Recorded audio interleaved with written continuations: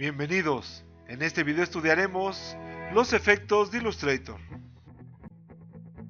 Veremos las opciones del menú efecto, qué ajustes tenemos que hacer para optimizar el rasterizado de efectos, los efectos vectoriales, así como los efectos SVG.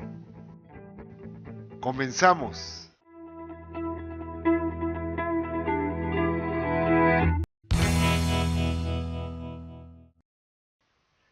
En Illustrator tenemos un conjunto de efectos que podemos aplicar sobre los objetos. Esto les da realce. Por ejemplo, añadir una sombra, luminosidad o modificando su forma. El conjunto de efectos podemos encontrarlos precisamente en el menú efecto. La lista de efectos se divide en dos secciones. En la primera, tenemos en la mayoría de los casos, es decir, salvo algunas excepciones, efectos vectoriales. Esos efectos vectoriales pueden aplicarse sin distinción a objetos vectoriales y con algunas excepciones a mapas de bits. En la parte de abajo, en la segunda sección, tenemos una lista de lo que llamamos efectos de rasterizado. Esto es, generan efectos de mapas de bits y pueden aplicarse indistintamente a objetos de vectores, así como a mapas de bits. Veamos primero un ejemplo sencillo. Tengo aquí un mapa de bits, el cual debo seleccionar previamente, e intentemos de aplicar un efecto llamado garabatear. En todos los casos, cuando aplicamos un efecto, se abre una ventana de opciones. Aquí no importa cuánto modifique yo la ventana, no observamos ningún cambio en el objeto. Si hubiera algún efecto, este debería aparecer ya toda vez que tengo activa la casilla previsualizar. Y sin embargo, no ocurre. Voy a dar cancelar e intentemos aplicar el mismo efecto a un objeto de vectores simple. Efecto, estilizar, garabatear. Y el efecto se aplica. Si hiciera modificaciones a la ventana de opciones, estos se reflejan inmediatamente en el objeto seleccionado. Pero decíamos que tenemos entonces una lista de efectos de rasterizado, tanto aquí y en algunos casos aquí también. Esto tiene una implicación. La calidad del efecto de rasterizado depende de los parámetros que utilicemos en la opción Ajustes de efecto de rasterizado de documento. Aquí podemos seleccionar el modo de color y aquí las opciones son RGB, escala de grises o blanco y negro. Podemos seleccionar la resolución. Para pantallas es suficiente con 72 puntos por pulgada, una resolución media, una resolución alta o bien personalizado. El fondo puede ser blanco o transparente. Atención, estamos hablando de los ajustes que afectarán a aquellos efectos que sean de rasterizado. No aplica para aquellos efectos vectoriales. Después podemos activar o desactivar las casillas suavizar, que reduce el efecto de dentado de los píxeles en la imagen. La casilla crear máscara de recorte, que convierte el fondo en transparente, el fondo de una imagen rasterizada, pero que esta opción no es necesaria cuando aquí tenemos fondo transparente. Después podemos añadir el equivalente a un margen de los objetos. Ese margen será igual al número de píxeles que indiquemos aquí. Y finalmente podemos activar o desactivar la casilla de conservar tintas planas, que iguala los colores utilizados a criterios de cuatricomía, lo cual facilita la impresión de objetos. Por tanto, reitero la idea. La calidad de la aplicación de aquellos efectos que sean de rasterizado depende de los ajustes de esta ventana. Esto aplica para todos los efectos de la segunda parte de la lista y para algunos efectos de la primera parte, como es el caso de sombra paralela, la cual, por cierto, siendo un efecto de rasterizado, podemos aplicar al mapa de bits.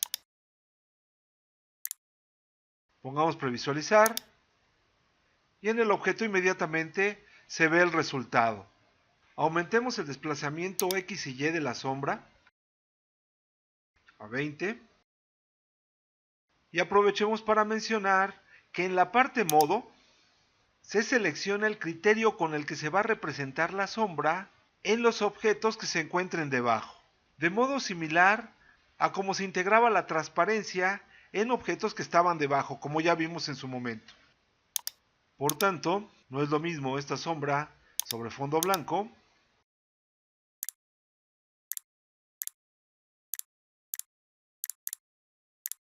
que sobre un objeto con textura u otro relleno.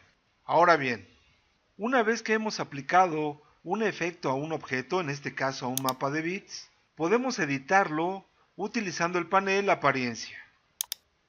Como recordamos, el efecto correspondiente aparece entre los atributos de apariencia del objeto.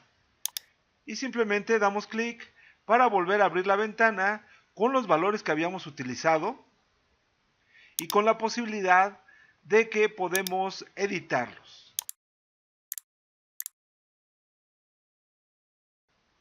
Ahora bien, demos aquí OK, seleccionemos un objeto de vectores y como sabemos, el panel apariencia nos muestra los atributos de relleno y de trazo para ese objeto. Si le aplicamos un efecto al objeto, sabemos que ese efecto aparece entonces entre las instancias del panel apariencia.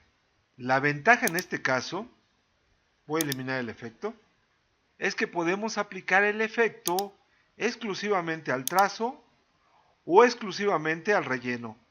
Para esto lo seleccionamos y no recurro al menú, sino al botón efectos del propio panel. Y puedo aplicar el mismo efecto, estilizar, garabatear. Y este, como se puede observar, se efectúa exclusivamente sobre el relleno, ya no sobre ambas propiedades. Otra característica de los efectos que debemos mencionar es que son dinámicos, es decir, si editamos el objeto original, el efecto se transforma con el objeto. Y ocurre lo mismo con este caso. Hagamos este más pequeño. Por otra parte, tenemos un conjunto de efectos a los que curiosamente les llaman filtros SVG. Aquí están. Esta es la lista. Aparentemente se trata de una lista más de efectos. Son en realidad efectos vectoriales, aunque en la mesa de trabajo se representan como efectos rasterizados, que podemos aplicar a un objeto. Por ejemplo aquí, desenfoque gaussiano, y ahí se ve en el objeto y aparece, como sabemos, en el panel. Su peculiaridad y su ventaja es que están basados en XML y con código en JavaScript podemos editar el código del efecto, podemos modificarlo. Aquí está el código. Veamos algún otro. Pulsemos este botón y podemos ver el código correspondiente. Esto tiene una implicación sencilla de descubrir. Con los conocimientos en JavaScript adecuados, podríamos escribir nuestros propios efectos y aplicarlos como un filtro SVG sobre cualquier objeto de vectores. Es decir, ese efecto o filtro SVG podríamos escribirlo con algún editor de lenguaje y después utilizar el menú, efecto, filtros, SVG y después usar la opción importar filtro SVG. Buscar el archivo en JavaScript correspondiente e importarlo. Este tema de los formatos SVG son importantes y volveremos a ellos más adelante en más de una ocasión. En tanto, volvamos a los efectos de vectores para concluir aplicando otro efecto simplemente para mencionar que siempre en todos los casos se abre la ventana de opciones correspondiente. Aquí por ejemplo, este efecto no me convendría aplicarlo de esta manera, sino tal vez desearía aplicarlo solo al relleno. Por tanto voy para acá, desvanecer, y así tenemos un efecto de desvanecimiento hacia el interior del relleno en donde deliberadamente dejamos un trazo mayor. Finalmente, volvamos al mapa de bits y vayamos a la segunda parte de la lista que no hemos utilizado.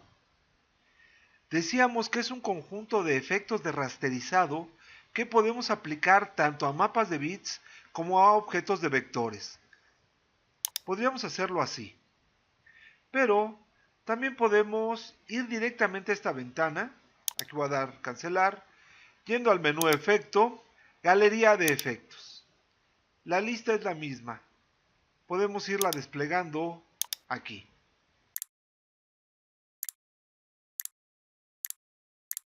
Y estos efectos, decíamos, también podemos aplicarlos a objetos de vectores, así sean objetos agrupados. Agrupamos aquí, nos vamos a efecto y vayamos a galería de efectos. Y demos OK. Por tanto, la aplicación de efectos no es realmente complicada, pero debemos tener en cuenta algunos principios como la calidad del rasterizado que estamos buscando, en qué casos no se puede aplicar un efecto sobre un mapa de bits y cuándo nos convendría más utilizar filtros SVG. Y con esto concluimos este video en donde nos hemos acercado a la aplicación de efectos. Ya sabes que en la web de AulaClick tienes cursos de informática gratis. Suscríbete al canal de AulaClick y aprende con un clic. Si te ha gustado, no olvides darle like.